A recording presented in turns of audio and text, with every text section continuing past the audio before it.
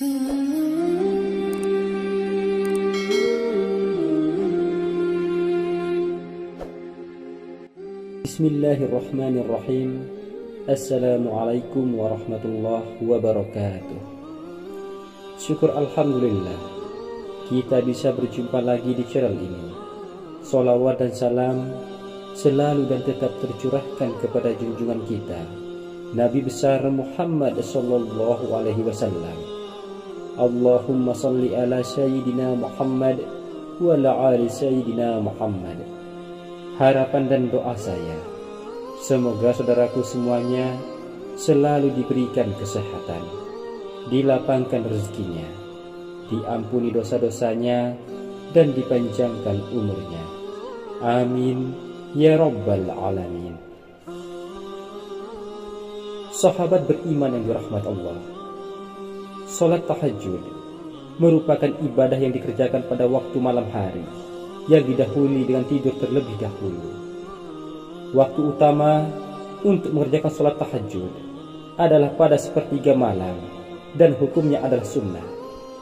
Artinya, jika dikerjakan akan mendapatkan pahala yang besar di mata Allah. Namun jika tidak dikerjakan, tidak mendapatkan dosa. Selain sebagai ibadah tambahan supaya doa kita lebih cepat dikabulkan oleh Allah Subhanahu wa taala, salat tahajud juga memiliki keutamaan tersembunyi yang sangat besar bagi umat muslim yang mau menjalankannya. Di antaranya adalah rezeki yang berlimpah, keharmonisan rumah tangga, ketentraman dalam hidup, mampu menjaga kesehatan tubuh, dan masih banyak lagi lainnya. Akan tetapi, ada satu hal yang perlu dihindari ketika kita mengerjakan sholat tahajud. Sholat tahajud merupakan ibadah sunnah yang sangat dianjurkan, karena ibadah sunnah tersebut memiliki banyak keutamaan dan kebaikan yang bisa dirasakan jika mengerjakannya. Akan tetapi, ada satu hal yang membuat ahli tahajud rugi di mata Allah Subhanahu wa taala. Lalu apakah itu? Yakni merasa bangga dengan diri sendiri, atau bisa dikatakan riya dengan apa yang ia dapatkan dari Allah Subhanahu wa taala tanpa memperdulikan sekitar. Apabila seperti itu yang ada dalam hati orang rajin ibadah, itulah orang yang akan rugi di mata Allah Subhanahu wa taala. Sahabat beriman yang dirahmati Allah, ada satu kisah menarik yang mungkin bisa menjadi pelajaran untuk kita saat mengerjakan sholat tahajud. Pada masa Rasulullah Shallallahu Alaihi Wasallam, ada seorang ahli ibadah tahajud yang bernama Abu bin Hasim. Hampir bertahun-tahun, Abu bin Hasim tak pernah absen melakukan sholat tahajud. Pada suatu ketika, saat hendak mengambil air wudhu untuk mengerjakan sholat tahajud, Abu bin Hasim dikagetkan oleh keberadaan sosok makhluk yang sedang duduk di bibir sumurnya. Abu bin Hasim pun bertanya, "Wahai hamba Allah, siapakah engkau?" sambil tersenyum.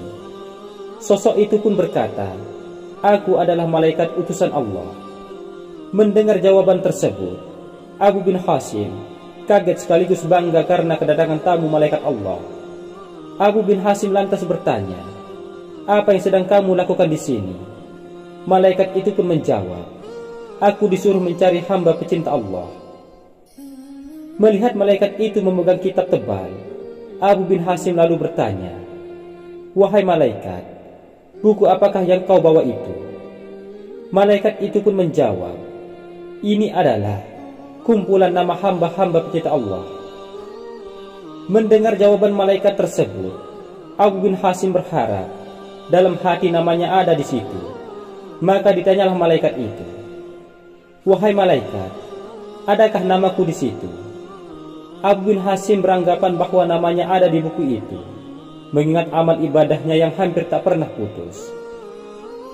Selalu mengerjakan sholat tahajud, berdoa, dan bermunajat kepada Allah Subhanahu wa taala di sepertiga malam, dan masih banyak yang lainnya. "Baiklah, aku buka," kata malaikat sambil membuka kitab besarnya. Setelah dibuka dan dicari, ternyata malaikat tersebut tidak menemukan nama Abu bin Hasim di dalamnya. Karena tidak percaya, Dengan apa yang disampaikan, Abu bin Hasim meminta malaikat mencarinya sekali lagi. Lalu dicarilah sekali lagi dan berkata, "Betul, namamu tidak ada di dalam buku ini." Mendengar namanya tidak ada di dalam buku catatan yang dibawa malaikat tersebut, Abu bin Hasim pun gemetar dan jatuh tersungkur di depan malaikat.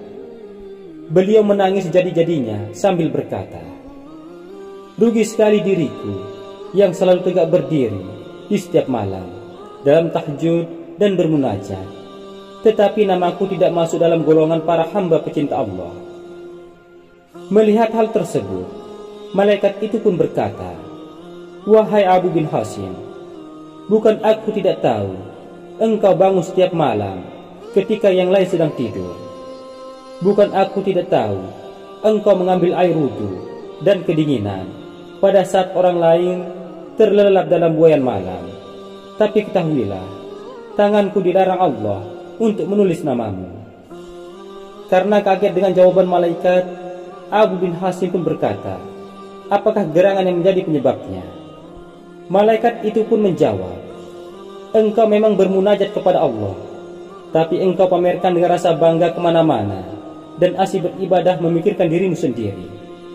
Sedang di kanan kirimu ada orang sakit dan kelaparan, tapi engkau tidak pernah menengok dan memberinya makan. Bagaimana mungkin engkau dapat menjadi hamba pecinta Allah kalau engkau sendiri tidak pernah mencintai hamba-hamba yang diciptakan Allah?" Mendengar jawaban tersebut, hati Abu bin Hasim pun seperti disambar petir. Dia tersadar bahwa ibadah yang dilakukannya selama ini hanyalah untuk memperbanyak harta kekayaan tanpa mempedulikan orang-orang yang membutuhkan uluran tangannya. Semenjak kejadian itu, dalam sholatnya, Abu bin Hasim selalu meminta ampunan kepada Allah Subhanahu wa Ta'ala dan mulai menyadari bahwa manusia diciptakan Allah memang untuk beribadah kepadanya. Akan tetapi, selain daripada itu, juga membantu sesama yang sedang membutuhkan bantuan.